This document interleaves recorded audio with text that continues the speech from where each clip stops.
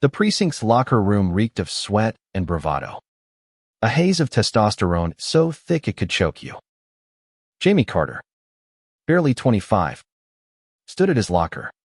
His slender frame hunched as he laced up his boots, trying to ignore the snickers behind him. "Hey, princess, you sure you're in the right place?" Ballet studios down the street. Officer Malone jeered, his voice dripping with mockery as the others laughed. Jamie's jaw tightened, but he didn't look up. He'd heard it all before, every jab about his soft voice, his slight build, the way he wore his heart on his sleeve. In the San Francisco PD, where machismo was a badge of honor, Jamie was a walking target. But he wasn't here to prove them wrong. He was here because he had to be, because the city he loved was bleeding, and he'd sworn to protect it, no matter what it cost him. He slipped on his badge, the weight of it grounding him, and headed out to the briefing room. The fluorescent lights buzzed overhead as Captain Elena Torres, a woman with steel in her eyes and a reputation for zero tolerance, stood at the front. "Carter, you're on the Market Street beat tonight," she said, her tone clipped but not unkind. The room stirred with smirks. Market Street at night was no joke. Drugs, gangs, and chaos. A rookie like Jamie was chum in the water. "Got it, Captain," Jamie replied, his voice steady despite the knot in his stomach. He caught Malone's eye, the older cop leaning back with a grin that said, "Good luck, kid. You're gonna need it." Jamie didn't flinch. He'd faced worse than their taunts, far worse. 2 years ago, he'd been a college kid, out and proud, holding hands with his boyfriend, Lucas, under the fairy lights of a Mission District cafe. They'd been so naive, thinking love could shield them from the world's sharp edges. Then came the night that changed everything, a brutal attack in an alley. Lucas's blood staining the pavement, and Jamie's screams echoing into the dark. The cops who showed up barely cared, writing it off as just another hate crime. Lucas survived, but their relationship didn't. Jamie carried the guilt like a second skin, and it drove him to the academy. If the system wouldn't protect people like him, he'd damn well do it himself. Now, as he stepped onto Market Street, the city pulsed around him, neon signs flickering, music spilling from bars, the air thick with the scent of street food and desperation. His radio crackled with reports of a disturbance a few blocks away. "Possible assault. 16th and Mission," the dispatcher said. Jamie's heart kicked up a gear. His first real call. He sprinted toward the scene, his boots pounding the pavement. When he arrived, a crowd had gathered outside a dive bar, their faces lit by the glow of their phones. In the center, 2 men were squared off, a burly guy with a shaved head and a smaller figure, barely visible in the shadows. Jamie pushed through the crowd, his hand on his holster. "SFPD, break it up," he shouted, his voice cutting through the noise. The bigger guy turned, his eyes bloodshot and wild. "Stay out of this, pretty boy," he slurred, stepping toward Jamie. The crowd jeered, sensing a show. Jamie's pulse raced, but he stood his ground, his training kicking in. "Step back. Now," he said, firm but calm. The smaller figure moved into the light, and Jamie's breath caught. It was a young man, maybe 19, with a bruised face and terrified eyes. He was clutching a rainbow pin on his jacket. "Help me," the kid whispered, his voice trembling. Jamie's heart twisted. He knew that fear, that desperation. He'd lived it. "Get behind me," Jamie said, stepping between the kid and the drunk. The bigger guy laughed, spitting on the ground. "What are you gonna do?" Huh. Cry me into cuffs. The crowd's laughter stung. But Jamie didn't waver. He locked eyes with the guy, his voice low and steady. You're done here. Walk away, or I'm taking you in. For a moment, the drunk hesitated, sizing Jamie up. Then he lunged. Jamie moved fast, sidestepping and twisting the guy's arm behind his back, pinning him to the ground in one fluid motion. The crowd went silent as Jamie cuffed him, his hands steady despite the adrenaline flooding his veins. You're under arrest, he said, his voice calm but unyielding. As he hauled the guy to his feet, the kid with the rainbow pin grabbed Jamie's arm. Thank you, he said, tears streaking his face. I thought he was going to kill me. Jamie nodded, his throat tight. You're safe now. I've got you. Back at the precinct, Jamie filed his report, the kid's gratitude still warm in his chest. But the locker room was waiting, and Malone was ready with his venom. Heard you played hero. Princess, he sneered as Jamie walked in. Bet you loved saving your own kind. Huh. The words hit like a punch. But Jamie didn't flinch. He was done letting their hate define him.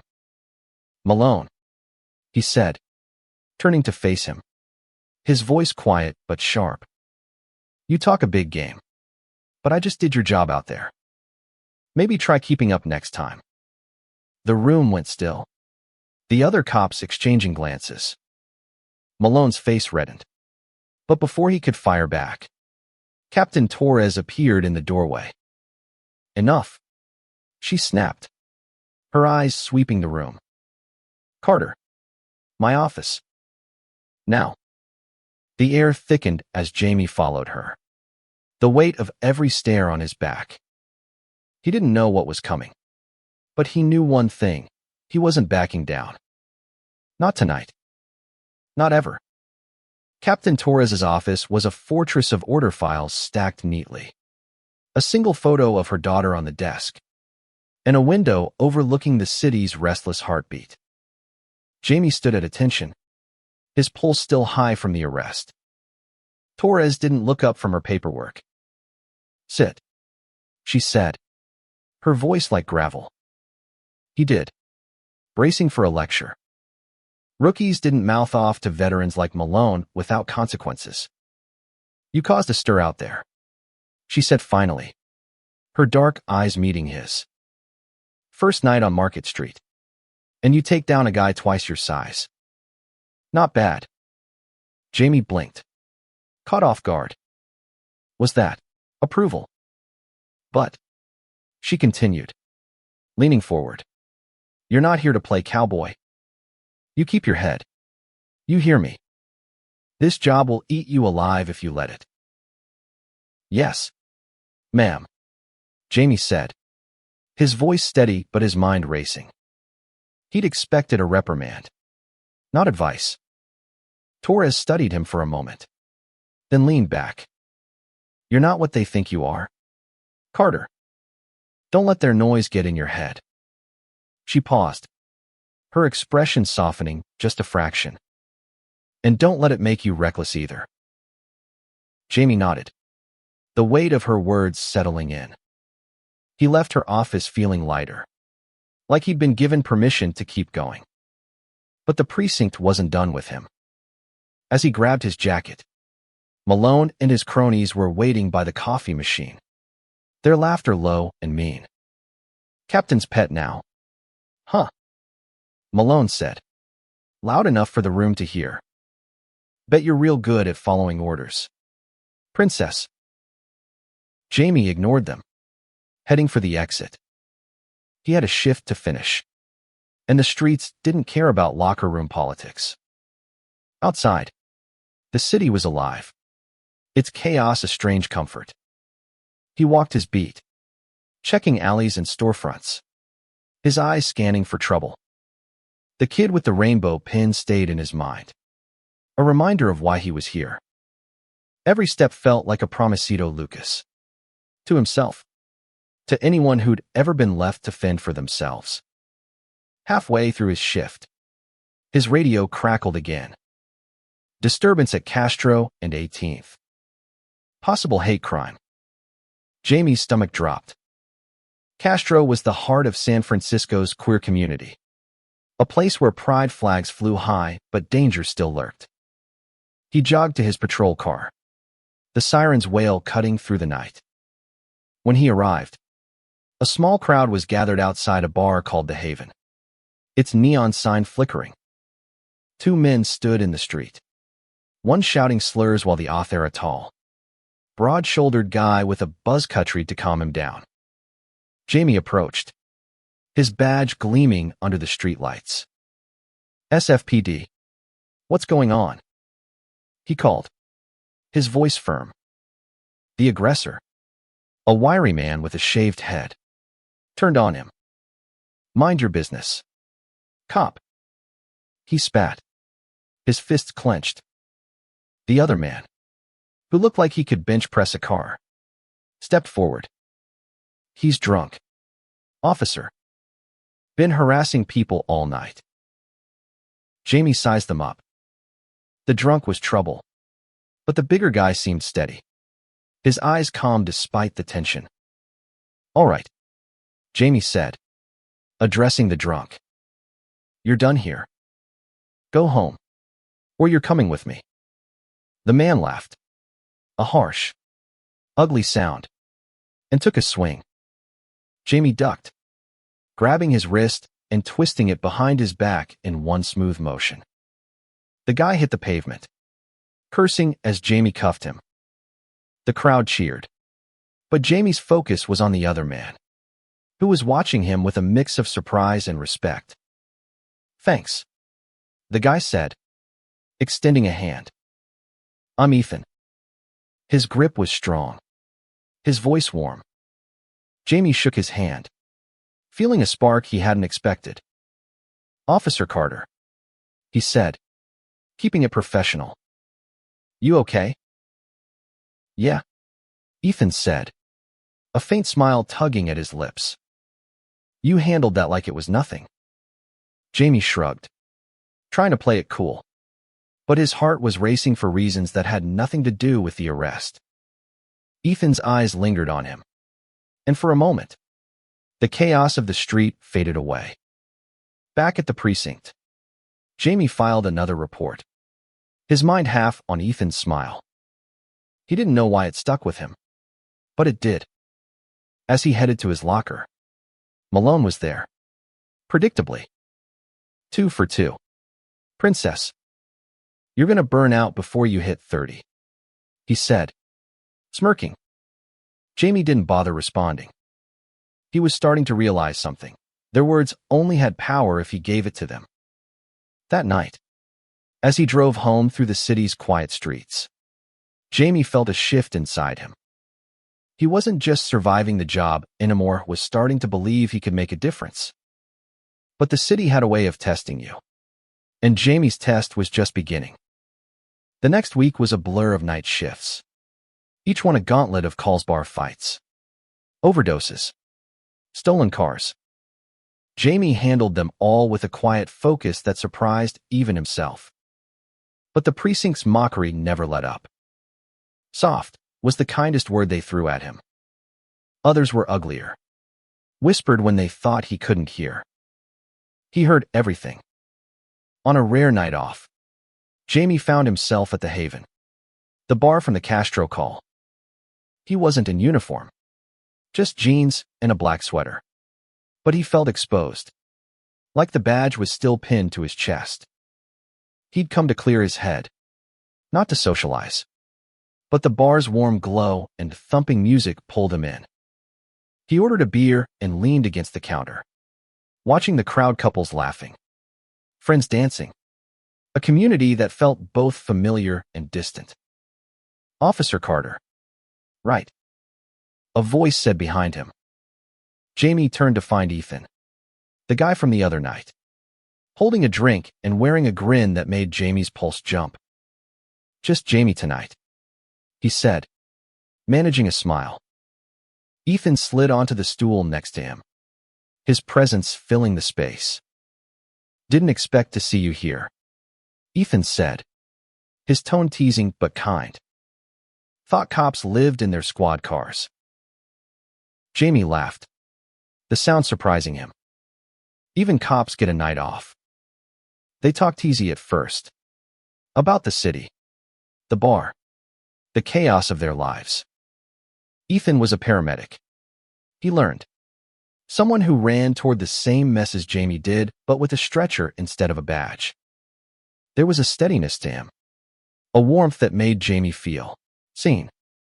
Not as a cop, not as princess, but as himself. As the night wore on, the conversation turned personal.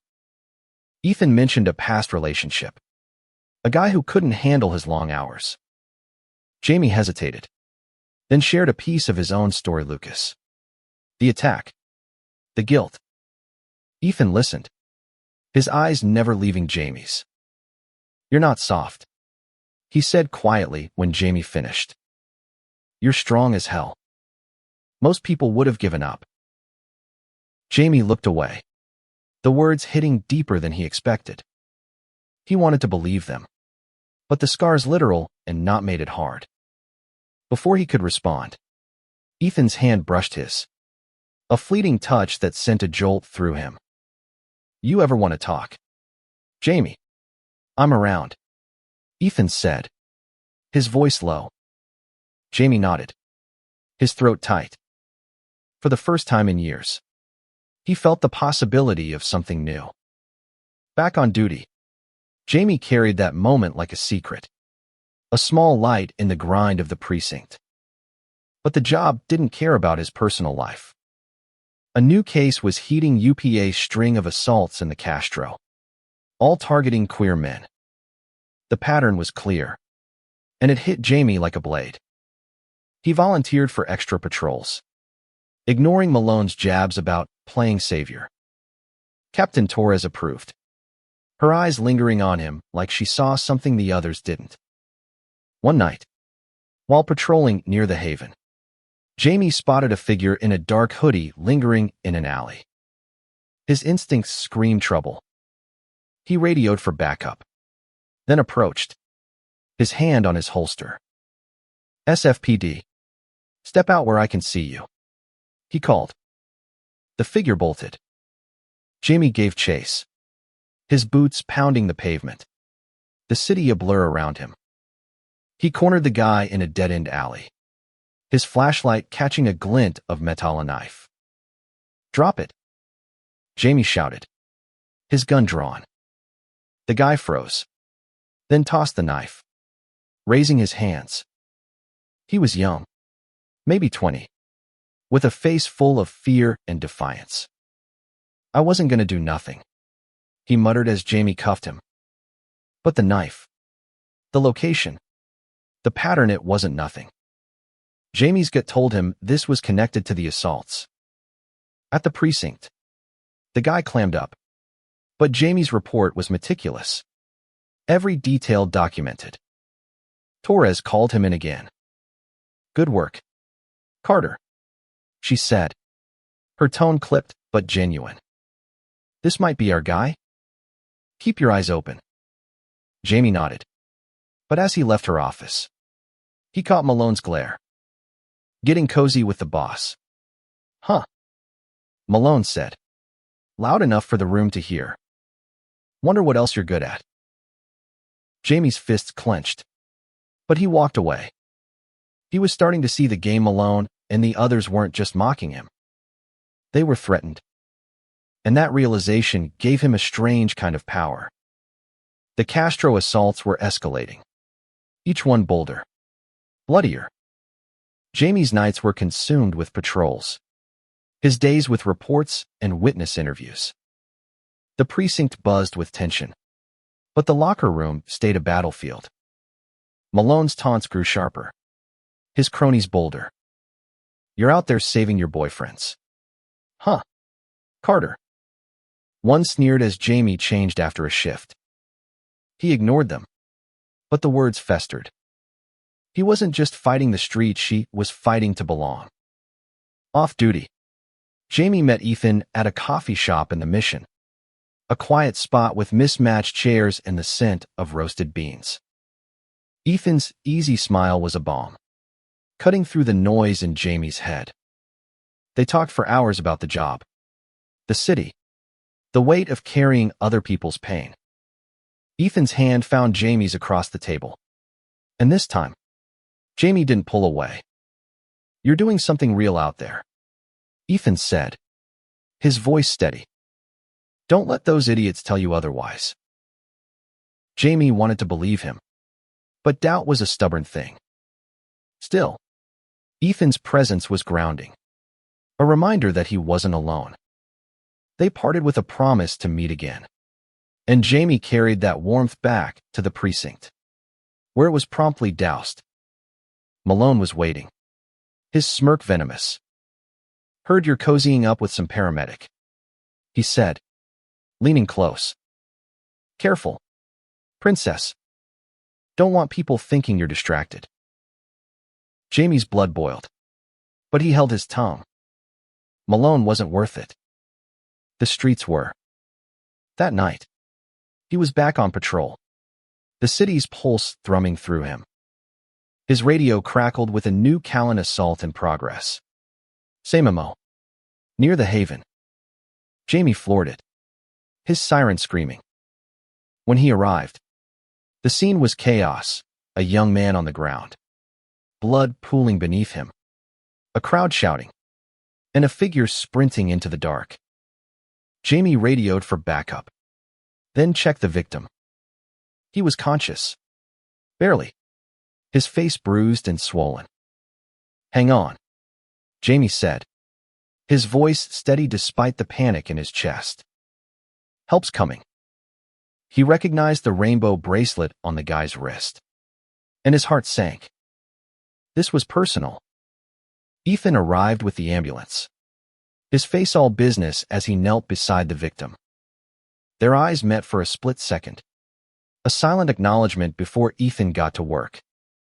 Jamie scanned the crowd, his instincts on high alert. Something felt off. Then he saw a flicker of movement in the alley across the street. He sprinted toward it, his flashlight cutting through the dark. The figure was fast, but Jamie was faster, tackling him to the ground.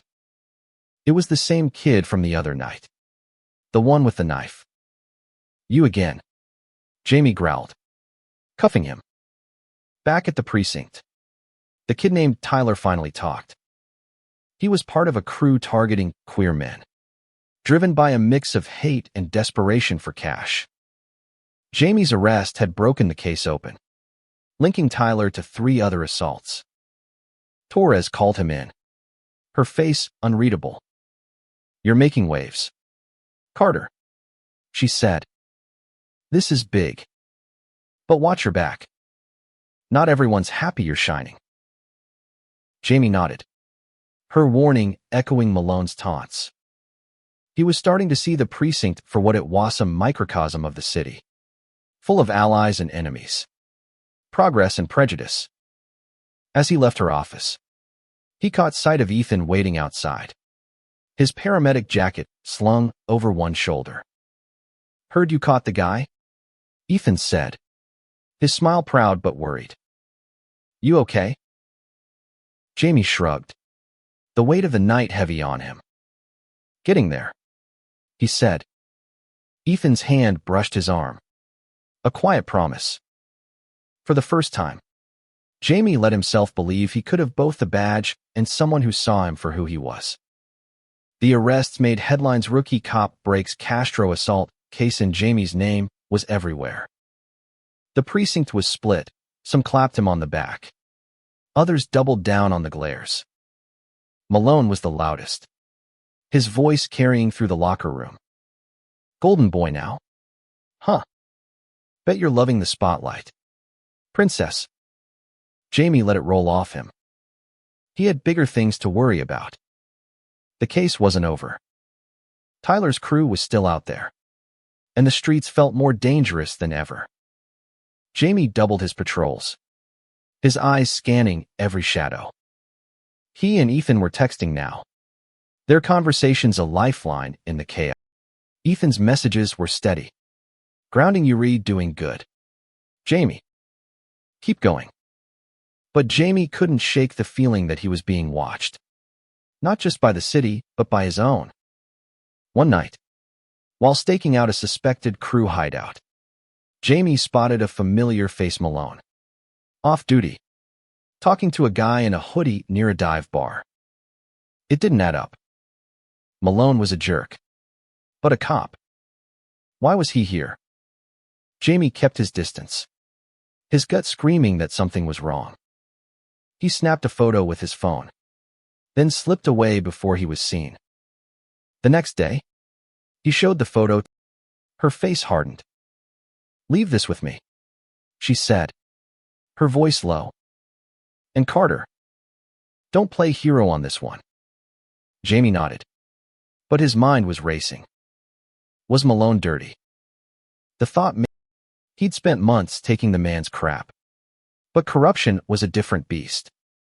That night, Jamie met Ethan at the Haven, needing a break from the precinct's weight. They danced, the music drowning out the world, Ethan's hands steady on Jamie's waist. For a moment, Jamie let himself forget Malone, the case, the hate. But when they stepped outside, the air shifted. A group of guys was waiting, their eyes hard. "Faggot cop." One spat. Jamie tensed, his hand instinctively moving to where his gun would be. He wasn't armed tonight. Ethan stepped in front of him, his voice calm but firm. "Walk away. Now." The guys laughed, but they backed off, muttering slurs as they disappeared into the dark. Jamie's heart was pounding, not from fear, but from the realization that Ethan had his back. No questions asked. "You didn't have to do that," Jamie said, his voice thick. Ethan shrugged, his smile soft. "Yeah, I did. You'd do the same for me." Jamie didn't argue. He was starting to see Ethan as more than a friend, more than a lifeline. But the job was closing in, and love, however new, however real, was a risk he wasn't sure he could take. Back at the precinct, Torres pulled him aside. "Malone's under investigation," she said, her voice low. "Your photo helped, but you need to stay out of it. Carter, this is bigger than you." Jamie nodded, but the warning only fueled his resolve. He wasn't just fighting for himself anymore. He was fighting for the kid with the rainbow pin, for the victims in the Castro, for Lucas, for Ethan. He was fighting for a city that deserved better. The precinct was a powder keg, whispers of Malone's investigation spreading like wildfire. Jamie kept his head down, his focus on the streets. The crew was still active, and Jamie's instincts told him they were planning something big. He volunteered for every Castro patrol, ignoring the exhaustion creeping in. Ethan noticed, his texts turning worried. "Yuri pushing too hard. Jamie, take a breath." But Jamie couldn't stop. Not now. One night, a tip came in a warehouse near the docks. A possible crew meetup. Jamie geared up, his vest heavy, his gun heavier. Torres paired him with Officer Diaz, a quiet veteran who'd never joined Malone's taunts. As they approached the warehouse, the air was thick with tension. Shadows moved inside, voices low. Jamie signaled Diaz, and they slipped in through a side door. The scene was a gut punch. 6 guys, armed, packing drugs and cash. Tyler, the kid Jamie had arrested, was there, his face pale. Before Jamie could call it in, all hell broke loose. One of the crew spotted them, and gunfire erupted. Jamie dove behind a crate, his heart hammering as bullets tore through the air. Diaz returned fire, but they were outnumbered. SFPD, drop your weapons, Jamie shouted, his voice steady despite the chaos. He moved fast, taking down one guy with a tackle, then another with a shot to the leg. Diaz covered him, and together they cleared the room, cuffing the survivors. Tyler was shaking, his hands up. I didn't want this, he whispered. Jamie didn't respond. He was done with excuses. Backup arrived, and the warehouse was secured. Jamie's hands were still trembling as he filed his report, the adrenaline refusing to fade. Torres was waiting when he finished. You did good, Carter, she said, her voice softer than usual. But you're done playing lone wolf. You hear me? Jamie nodded, too tired to argue. The next day, the precinct was different. Malone was gone, suspended pending charges. The locker room was quiet, the air heavy with unspoken apologies. Jamie didn't care. He'd never needed their approval. He'd needed to believe in himself. And somewhere along the way, he had. That night, he met Ethan at the pier, the city's lights reflecting on the water. They sat on a bench, the silence comfortable. I'm proud of you, Ethan said, his hand finding Jamie's. You're not just a cop. You're changing things. Jamie looked at him, the weight of the past year falling away. I couldn't have done it without you, he said, meaning every word. They kissed, the city humming around them. And for the first time, Jamie felt whole. The badge, the scars, the love it all fit. Back at the precinct, the new captain greeted him the next day, a promotion in hand. You're moving up, Carter, she said. And by the way, the chief wants to meet you. Seems you've got his attention. As Jamie walked out, the locker room was silent. Then Diaz spoke up, his voice carrying. Good work, boss. The word hit like a thunderbolt. Jamie turned, meeting their eyes. And for once, he didn't feel small. He felt unstoppable.